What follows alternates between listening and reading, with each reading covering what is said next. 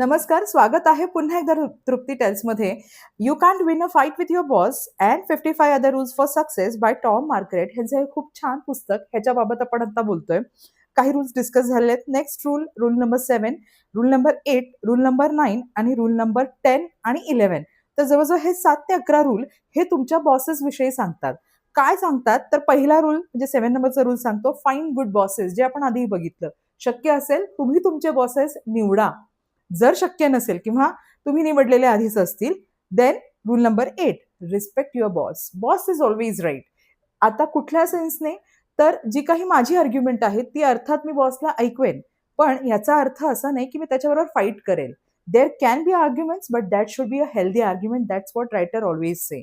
जेव्हा तुम्ही बॉसला एखादी आपली बाजू मांडताय ते शांत डोक्याने, थंड डोक्याने मांडा. का? कारण तुम्ही त्या वादामध्ये कधीच जिंकू शकणार नाही. either you will lose the conversation or that particular project or maybe the company.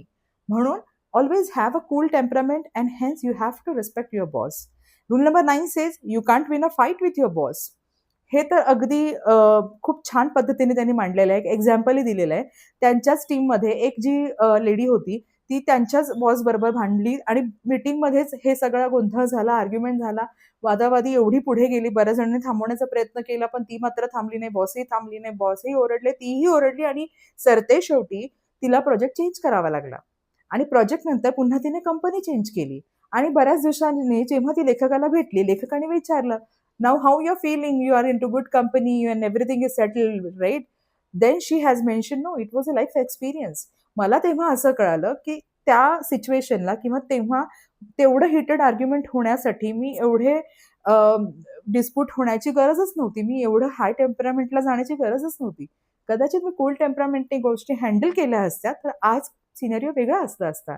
So always remember, you can't win a fight with your boss. Somehow he has his points and that is always right. You have to trust that.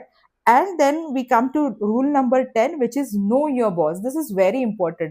आपल्या बॉसला, जसं आपण आपल्या बाळाला कसं बऱ्याचशा गोष्टी त्याच्याविषयी आपल्याला माहिती असतात, अगदी त्या लेव्हलचं नाही, परंतु एक सुपरफिशियली हाय लेव्हलला माझ्या बॉसला कुठल्या गोष्टी सहजपणे सांगू शकतो, कुठल्या गोष्टी मला सांगताना कुठल्या पद्धतीने सांगणं गरजेचं आहे, ह्यासाठी you should know your boss.